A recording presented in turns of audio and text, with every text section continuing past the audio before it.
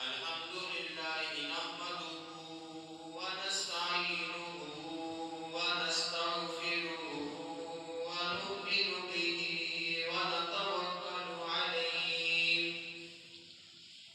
ونعوذ بالله من شرور أنفسنا ومن سيئات أعمالنا من يهده الله فلا مضل له ومن يضلله فلا هادي له ونشهد أن لا إله إلا الله وحده ونعوذ بالله من الشيطان الرجيم بسم الله الرحمن الرحيم والسابقون الأولون من المهاجرين والأنصار الذين اتبعوهم بإحسان رضي الله عنهم ورضوا عنه وأعد لهم جنات تجري تحتها الأنهار خالدين فيها أبدا ذلك الفوز العظيم صدق الله العظيم يا رب وسلم دائما أبدا على حبيبك خير الخلق كلهم هو الحبيب الذي ترجى شفاعة لكل هول من الأهوال مقتهمين رب اشرح لي صدري ويسر لي أمري واحلل عقدة من لساني يفقهوا قولي رب زدني علما رب زدني علما رب زدني علما قالوا سبحانك لا علم لنا إلا ما علمتنا إنك أنت العليم الحكيم سب سبحان قرآن نماز والا خوشی پڑھ لیں اللهم صل على محمد وعلى آل محمد كما صليت على إبراهيم وعلى آل إبراهيم إنك حميد مجيد اللهم بارك على محمد وعلى آل محمد كما باركت على إبراهيم وعلى آل إبراهيم إنك حميد مجيد میرے معزول احترام بھائیوں دوستوں بزرگوں جس طرح نبی پاک علیہ الصلوۃ والسلام کے صحابہ کرام آپ اکثر سنتے رہتے ہیں کہ انہوں نے ساری زندگی اسی طرح غربت میں گزار دی صحابہ کرام کے پاس دولت پیسہ جائیداد نہیں تھی مگر ان کا ایمان پختہ تھا جذبہ تھا ان کے اندر ایمان تھا ان کے اندر لیکن اللہ رب العزت نے جب انہیں حکمرانی عطا کی انہیں حکومت عطا کی تو پھر بھی اللہ رب العزت کا ڈر اور تقوی ان کے دلوں میں اسی طریقے سے تھا جب صحابہ اکرام کے پاس حکمرانی آئی گورنری آئی حکومت آئی حکومت کے باوجود حکمرانی کے باوجود انہوں نے دولت کا لالچ پھر بھی نہیں کیا ان کے سامنے صرف آخرت تھی کبھی انہوں نے دنیا کا لالچ نہیں کیا بلکہ وہ تو یہ سوچتے تھے کہ اسلام کی وجہ سے ہی اللہ رب العزت نے عزت عطا کی ہے اور ہماری جو عزت ہے سب سے زیادہ اسلام کی وجہ سے ہے اللہ رب العزت نے قرآن پاک میں ارشاد فرمایا ہے، توجہ کرنا، غور کرنا، میری دعا ہے میں جو کچھ بیان کروں اللہ رب العزت میرے سمیت آپ سب کو ان پر عمل کرنے کی توفیق عطا فرمائے۔ الہ العالمین کا پاک قرآن بیان کرتا ہے، خالق کائنات فرماتے ہیں، فرمایا والسابقون الاولون من المہاجرین والانصار، فرمایا جو لوگ سب سے پہلے ایمان لے کے آئے، والسابقون الاولون، سب سے پہلے ایمان کون لے کے آیا؟ تین روایتیں یہاں بیان کی ہیں۔ سب سے پہلے ایمان لے کے آئے سیدنا حضرت ابو بکر صدیق رضی اللہ تعالی عنہ، اور ایک روایت میں آتا ہے سب سے پہلے ایمان لے کے آئی اماں جی ختیجہ رضی اللہ تعالی عنہا، ایک روایت میں آتا ہے سب سے پہلے ایمان لے کے آئے سیدنا حضرت علی رضی اللہ تعالی عنہ، لیکن ان سب کو اکٹھا کر کے فرماتے ہیں جوانوں میں سب سے پہلے ایمان لے کے آئے سیدنا حضرت ابو بکر صدیق رضی اللہ تعالی عنہ، اور عورتوں میں سب سے پہلے ایمان لے کے آئی اماں جی ختیجہ رضی اللہ تعالی عنہا، اور بچوں میں سب سے پہلے ایمان لے کے آئے سیدنا حضرت علی المرتضی رضی اللہ تعالی عنہ۔ اللہ اکبر اللہ، جس طرح اللہ پاک فرماتے ہیں والسابقون الاولون، سب سے پہلے جو ایمان لے کے آئے، سب سے پہلے جو ایمان میں داخل ہو گئے، من المہاجرین والانصار، مہاجر وہ جو وہاں سے دوسری جگہ سے یہاں ہجرت کر کے آئے، اور جو انصار تھے انہوں نے ان کے ساتھ تعاون کیا۔ الذین یتبعون بإحسان، اللہ پاک نے ان پر احسان کر دیا، انہوں نے آپس میں بھائی چارہ اختیار کر دیا، فرمایا رضی اللہ عنہم ورضوا عنہ، اللہ پاک ان پر راضی ہو گئے اور یہ اللہ پر راضی ہو گئے۔ دیکھو نا، جن پر اللہ پاک راضی ہو گئے اللہ پاک نے پھر انہیں انعام کیا دیا، فرمایا وَأَعَدَّ لَهُمْ جَنَّاتٍ تَجْرِي، فرمایا پھر اللہ پاک نے انہیں جنت عطا کر دی جس میں نہریں بہ رہی ہیں، جس میں دودھ کی بھی نہریں، شہد کی بھی نہریں چل رہی ہیں۔ پھر اللہ پاک نے انہیں یہ انعام کیا، خالدین فیہا ابدا، وہ ہمیشہ کے لیے وہاں رہیں گے، ہمیشہ ہمیشہ کے لیے وہاں رہیں گے۔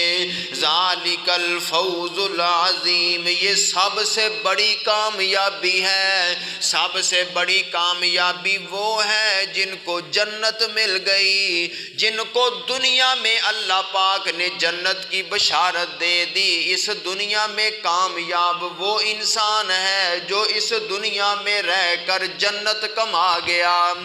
اللہ اکبر اللہ، توجہ کرنا ذرا، سیدنا حضرت عمر فاروق رضی اللہ تعالی عنہ ایک دفعہ سفر پر جا رہے تھے، راستے میں ایک جگہ پہ رکے، دائیں دیکھا بائیں دیکھا، آگے دیکھا پیچھے دیکھا، چاروں طرف دیکھ کر آنکھوں میں آنسو آ گئے، رونا شروع کر دیا۔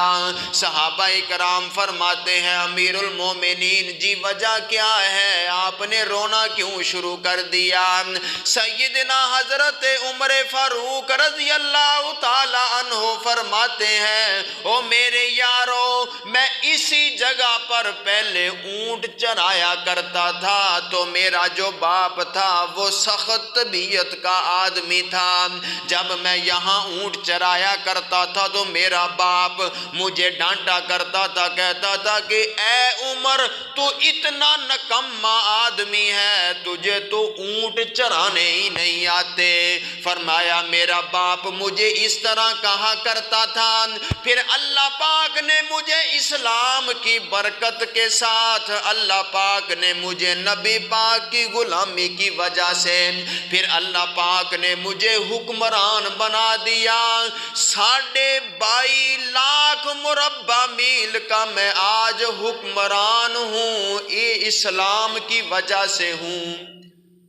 پہلے فرماتے ہیں میں یہ اونٹ چرایا کرتا تھا، آج اللہ پاک نے مجھے حکمران بنا دیا۔ حکمرانی کے نشے میں آ کر کوئی اس طرح کی نہیں کی کہ سب کچھ میرا ہے، حکمران جو مرضی کرتا پھرے نہیں، اس طرح انہوں نے حکمرانی کی ہے۔ اللہ اکبر، اللہ توجہ کرنا ذرا۔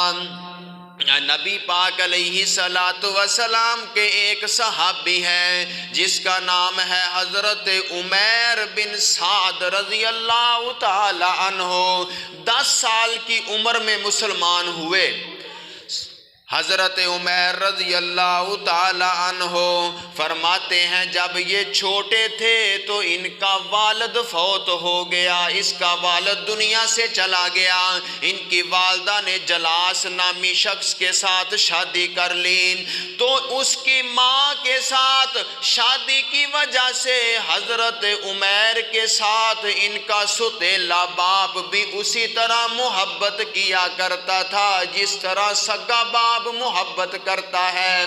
اللہ اکبر، اللہ۔ جب 10 سال کی عمر ہوئی تو ان کے کانوں میں آواز آئی، اشہد ان لا الہ الا اللہ وحدہ لا شریک لہ واشہد ان محمدا عبدہ ورسولہ۔ جب انہوں نے یہ کلمات سنے، 10 سال کی عمر میں مسلمان ہو گئے، 10 سال کی عمر میں مسلمان ہو گئے۔ لیکن جب مسلمان ہوئے پھر امتحان بھی آیا کرتے ہیں، پھر اللہ رب العزت کی طرف سے آزمائشیں بھی آیا کرتی ہیں۔ اللہ اکبر، اللہ توجہ کرنا ذرا۔ 10 سال کی عمر تھی، مسلمان ہو گئے۔ نبی پاک علیہ السلام نے ایک دفعہ جنگ تبوک کا اعلان کیا، فرمایا میرے صحابہ جنگ تبوک پر جانا ہے، سب صحابہ اکرام تیاری کر لو۔ جو ان کا باپ تھا نا اجلاس، جو ان کا باپ تھا حضرت عمیر کا، وہ اوپر سے مسلمان تھا، اندر سے عبداللہ بن ابی کے ساتھ میٹنگیں کیا کرتا تھا، اوپر سے کہتا مسلمان ہوں لیکن اندر سے پکا مسلمان نہیں تھا۔ جب نبی پاک علیہ السلام نے تبوک کی لڑائی کا اعلان کیا، فرمایا صحابہ اکرام تبوک کی جنگ پر چلنا ہے۔ ویسے نبی پاک علیہ السلام کسی کو، ویسے بھی جب جنگ پر جاتے تھے نا، کسی کو یہ نہیں بتاتے تھے کب نکلنا ہے، کس جگہ سے جانا ہے، کس راستے میں جانا ہے، کہیں دشمن کو پتہ نہ چل جائے۔ لیکن نبی پاک علیہ السلام نے اس موقع پر سب کو بتا دیا۔ وجہ کیا تھی؟ وجہ یہ تھی کہ گرمی، شدید گرمی تھی، دوسری وجہ یہ تھی کہ سفر بہت لمبا تھا، تیسری وجہ یہ تھی کہ آگے جو دشمن تھا وہ بہت طاقتور تھا، اور چوتھی وجہ یہ تھی کہ پھل بالکل پکا ہوا تھا، یعنی کھجوریں بالکل پکی ہوئی تھی۔ میں قربان جاؤں، صحابہ کرام نے یہ نہیں کہا کہ یا رسول اللہ تھوڑی گرمی تو کم ہو لینے دو، یا یہ نہیں کہا کہ سونے محبوب جی پھل بالکل تیار ہے ہم کھجوریں تو اتار لیں، یہ نہیں کہا کہ ہم کھجوریں اتار لیں، یا رسول اللہ بالکل پھل تیار ہے ہم کھجوریں اتار لیں، یا فرمایا کہ سفر اتنا لمبا ہے، شدید گرمی ہے، 4 دن رک جائیں پھر چلیں گے۔ نہیں، صحابہ اکرام نے یہ نہیں کہا، صحابہ اکرام اسی وقت تیار ہو گئے۔ نبی پاک نے فرمایا لاؤ مال جمع کراؤ۔ اللہ اکبر، اللہ۔ مسجد نبوی میں مال جمع ہو رہا ہے، کوئی تیر لے کے آ رہا ہے، کوئی تلوار لے کے آ رہا ہے، کوئی سواری لے کے آ رہا ہے، کوئی غلہ لے کے آ رہا ہے۔ سیدنا حضرت عمیر رضی اللہ تعالیٰ عنہ جب مسجد میں آئے، دیکھا کہ اتنا مال جمع ہو گیا، دل میں بہت خوشی ہوئی، دوڑ لگا کر گھر چلے گئے۔ گھر جا کر اپنے باپ سے کہا کہ ابا جان آپ کو پتہ نہیں مسجد میں تو بہاریں لگی ہوئی ہیں، وہاں تو لوگ مال جمع کرا رہے ہیں، آپ بھی تیاری کریں، آپ بھی مال جمع کرائیں اور جنگ تبوک کے لیے تیار ہو جائیں۔ اس کے باپ نے ایک دفعہ بات کی ٹالا مٹول کر دیا، جس نے نہ جانا ہو نا پھر وہ اس طرح کے اچھا یار ٹھیک ہے چلتے ہیں کرتے ہیں، ایک دفعہ کہا، دوسری دفعہ کہا، تیسری دفعہ کہا۔ جب اس نے کہا کہ اب یہ بچہ چھوڑنے والا نہیں ہے، بھولنے والا بھی نہیں ہے، تو اس نے زبان سے یہ کہا کہ اگر وہ اللہ کے نبی ہیں تو پھر ہم تو گدھے گھوڑے ہی ہوئے نا، جب یہ بات کی، ادھر ستیلے باپ کی محبت ہے، ادھر کملی والی سرکار کی محبت ہے، اس نے کہا کہ ایمان کا جذبہ تھا، فرمایا کہ اگر میں اب باپ کی بات ادھر بتاتا ہوں کہ یہ باپ کی شان میں گستاخی ہوتی ہے، اگر یہ بات بتاتا نہیں ہوں تو میرے دین میں گستاخی ہوتی ہے، میں نے نبی پاک کا کلمہ پڑھا ہوا ہے۔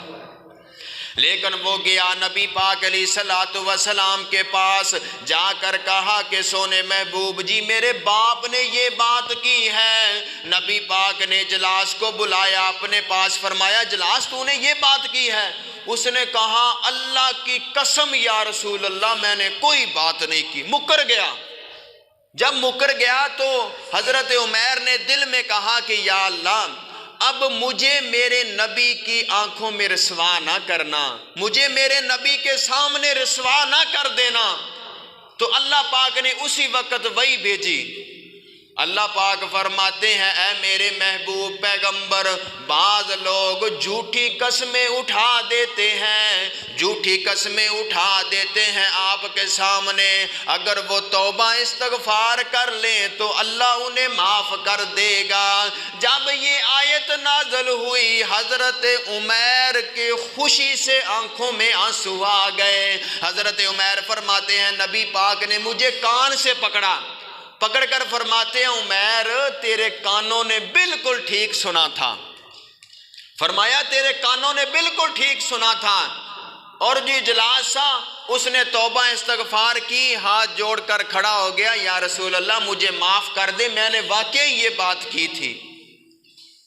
اللہ اکبر۔ اللہ میرے محترم بھائیوں، جس کے دل میں ایمان آ جائے وہ حکمران ہو کر بھی سچی باتیں کرتے ہیں۔ سیدنا حضرت عمر فاروق رضی اللہ تعالی عنہ کا دور خلافت آیا، یہی حضرت عمر رضی اللہ تعالی عنہ کو ہمس کا گورنر بنا کے بھیج دیا، فرمایا جا ہمس کے علاقے میں وہاں جا کے گورنری کر۔ فرماتے ہیں 1 سال کا عرصہ گزر گیا، نہ کوئی واپسی خیر خیریت کا خط بھیجا، نہ کوئی بیت المال میں مال جمع کرایا، نہ کوئی زکوٰۃ کا پیسہ بھیجا۔ حضرت عمر رضی اللہ تعالیٰ عنہ اپنے حکمرانوں پر نہ اپنے گورنروں پر کڑی نظر رکھا کرتے تھے۔ یہ ہمارے جیسا حال نہیں تھا، جس کی لاٹھی اس کی بھینس، وہ جو بیٹھ گیا جو مرضی کرتا رہے، کوئی پوچھنے والا نہیں ہے، اس طرح کا نظام نہیں تھا۔ حضرت عمر رضی اللہ تعالیٰ عنہ اپنے گورنروں پر کڑی نظر رکھا کرتے تھے۔ حضرت عمر نے فرمایا سال ہو گیا، نہ کوئی خیر خیریت کا خط آیا، نہ کوئی بیت المال میں انہوں نے زکوٰۃ کا مال جمع کرایا، وجہ کیا ہے؟ کہیں ایسا تو نہیں کہ دنیا کی لالچ میں پڑ گئے؟ حضرت عمر رضی اللہ تعالیٰ عنہ نے قاصد بھیجا، خط لکھا، فرمایا عمر جب میرا خط مل جائے اسی وقت گورنری چھوڑ کے میرے پاس آ جا۔ حکومت کا لالچ تو وہ کرے جنہوں نے پیسہ جمع کرنا ہو، اصل میں جو حکمران ہوتا ہے وہ عوام کا خادم ہوتا ہے۔ ہمارے پاس تو جتنے آئے حکمران ہی آئے، یا اللہ ہمیں بھی کوئی خادم عطا کر دے، کوئی حضرت عمر جیسا حکمران عطا کر دے جو اس ملک کے اس غریبوں کے بارے میں سوچے۔ ہر کوئی جو آتا ہے اپنے بارے میں سوچ کے چلا جاتا ہے۔ اللہ اکبر۔ اللہ حضرت عمر رضی اللہ تعالیٰ عنہ کا جب حضرت عمر کو خط ملا اسی وقت سب کچھ چھوڑ کر حضرت عمر کے پاس پہنچ گئے۔ جب وہاں پہنچے تو وال بکھرے ہوئے، گرمی کی وجہ سے چہرے پر گرمی کی وجہ سے چہرے پر شائیاں پڑ گئیں، اور ایک ہاتھ میں تھیلا تھا، اس ہاتھ کے تھیلے میں ایک پیالہ تھا، ایک لکڑی تھی ہاتھ میں، بس یہ تھا سامان آپ کے پاس۔ ایک کلہاڑی تھی لکڑیاں کاٹنے کے لیے۔ جب وہاں پہنچے حضرت عمر نے فرمایا عمر 1 سال ہو گیا گورنری کر رہا ہے، کتنا کو مال جمع کیا، کتنا پیسہ جمع کیا؟ حضرت عمر فرماتے ہیں پیارے عمر جی، امیر المومنین جی، میں نے تو کوئی مال نہیں جمع کیا، یہ وہی پیالہ، یہ وہی کلہاڑی، یہ وہی لاٹھی میرے پاس ہے، اور تو کچھ نہیں ہے میرے پاس۔ فرمایا 1 سال ہو گیا، نہ کوئی بیت المال میں مال جمع کرایا، کہاں گیا مال؟ حضرت عمیر فرماتے ہیں امیر المومنین جی جب میں وہاں گیا میں نے وہاں کے معزز لوگوں کو جمع کیا، میں نے کہا کہ جتنا بھی مال زکوٰۃ کا جمع ہوا میں نے وہ غریبوں میں تقسیم کر دیا، جتنا بھی مال زکوٰۃ کا جمع ہوتا میں وہ غریبوں میں تقسیم کر دیتا۔ حضرت عمر نے فرمایا اچھا پھر اپنے لیے کیا کما کے لایا؟ انہوں نے کہا یا رسول اللہ میں نے تو اے امیر المومنین جی میں نے تو کچھ نہیں کمایا، میں نے کوئی مال نہیں جمع کیا۔ حضرت عمر فرماتے ہیں مجھے یہی امید تھی آپ پر، جا دوبارہ چلا جا کے وہاں جا کے گورنری سنبھال لے۔ تو حضرت عمر نے کہا امیر المومنین جی اب مجھے اس آزمائش سے نکال لیں، اب میں وہاں جا کے گورنری نہیں کروں گا۔ وہ کہتے تھے کہ ہم حکومت نہیں کریں گے اور آج کے لڑ رہے ہیں میں کروں گا، وہ کہتا ہے میں کروں گا۔ وجہ کیا ہے؟ یہ حاکم بن کے گزارتے ہیں، وہ عوام کی خدمت کر کے زندگی گزارتے تھے۔ فرمایا کہ نہیں جی میں اب حکمران نہیں بنوں گا، مجھے اس آزمائش سے نکال لیں، میں مدینے کے ساتھ کسی گاؤں میں رہ کر اپنی سادہ زندگی گزارنا چاہتا ہوں۔ فرمایا ٹھیک ہے، اجازت مل گئی۔ وہ مدینے کے پاس ایک گاؤں میں چلے گئے، وہاں جا کر سادہ زندگی گزارنی شروع کر دی۔ حضرت عمر کو پھر فکر ہوا، فرمایا کہیں ایسا نہ ہو، آخر ان کو خیال تھا نا کہیں دنیا کی لالچ میں نہ آ جائیں، کہیں ایسا تو نہیں مال جمع کر کے وہاں بیٹھ کر کوٹھی کو بلڈنگ بنا لی، وہاں کوئی کاروبار شروع کر لیا، کہیں ایسا نہ ہو وہاں سے حکومت کا پیسہ لے کر وہاں ٹرانسفر کر دیا ہو۔ ایک قاصد کو بھیجا، اشرفیاں دے کر تھیلی میں جا پتہ کر کے آ، اگر ان کے حالات بہتر ہوں تو واپس آ جانا، اگر ان کے حالات اسی طرح ہوں جس طرح پہلے تھے پھر یہ تحفے طائف ان کو دے دینا۔ جب وہاں پہنچے تو اسی سادہ ماحول میں ان کے گھر میں گئے، 3 دن جب وہاں رہے تو جو ہمسائے تھے انہوں نے کہا کہ یار تو مہمان آیا ہے، تجھے پتہ ہے ان کے گھر کے حالات کیا ہیں؟ ہر روز گھر میں جو کی صرف 1 روٹی بنتی ہے، آدھی روٹی میاں کھا لیتا ہے، آدھی بیوی کھا لیتی ہے، تیسرا دن ہے وہ جو کی روٹی تو مہمان کھا جاتا ہے، وہ دونوں میاں بیوی بھوکے رہ رہے ہیں، اسی وجہ سے وہ گرتے پھر رہے ہیں۔ کوئی خیال کریں آپ، یار مہمان ہیں۔ انہوں نے کہا پھر کہ یہ اشرفیوں کی تھیلی میں جی آپ کو ہدیہ کے طور پر دینا چاہتا ہوں۔ تو حضرت عمیر نے کہا یہ میں نہیں رکھتا، یہ غریبوں کا حق ہے، جا کے انہیں دے دینا۔ اندر سے بیوی نے کہا کہ میرے سر کے تاج تھوڑے سے پیسے رکھ لو، اگر یہ تھیلی رکھ لو، اگر ہمارے پاس نہ بھی رکھو گے تو لوگوں میں تقسیم کر دینا، فی الوقت تو رکھ لو، ہمارے حالات تو آپ کے سامنے ہیں۔ فرمایا نہیں میں نہیں رکھوں گا، لیکن وہ قاصد وہاں تھیلی پھینک کے چلا گیا۔ کچھ دنوں کے بعد حضرت عمر نے پھر پیغام بھیجا کہ آؤ میرے پاس، پھر وہاں گئے تو جا کے پوچھا کہ وہ تھیلی کا کیا کیا؟ حضرت عمر سے فرمانے لگے جب آپ نے دے دی میں جو چاہے کروں، یہ پوچھنے کا کیا مقصد ہے؟ فرمایا نہیں ویسے میں پوچھنا چاہتا ہوں آپ نے کیا کیا؟ انہوں نے کہا میں وہ ساری جو تھیلی آپ نے بھیجی تھی نا، اشرفیاں تھی جس میں جوہرات تھے، جو بھی پیسے تھے، میں نے رات سونے سے پہلے سب تقسیم کر کے سو گیا۔ فرمایا مجھے یہی امید تھی، اور فرمایا کہ میں آپ کے لیے کچھ غلہ بھیج دوں، گندم بھیج دوں، پیسہ بھیج دوں۔ فرمایا نہیں میرے پاس اتنے جو ہیں جو میں رات کو کھا کے سو جاتا ہوں، جب ختم ہو جائیں گے میرا اللہ مجھے عطا کر دے گا۔ اگر دینا چاہتے ہو تو میری جو بیوی ہے نا وہ گھر میں ہے، اس کے پہننے کے لیے کپڑے نہیں ہیں، اگر کسی عورت کے پاس کوئی پرانا سوٹ پڑا ہے وہ مجھے دے دے، میں اپنی بیوی کو دے دوں گا۔ میرے محترم بھائیوں، انہوں نے اس طرح حکمرانی کی کہ عوام کی خدمت کر کے زندگی گزار گئے۔ دعا کرو اللہ پاک ہمیں بھی حضرت عمر جیسا یا ان کے گورنروں جیسا کوئی حکمران عطا کر دے۔ وآخر دعوانا ان الحمدللہ، سنتے پڑھتے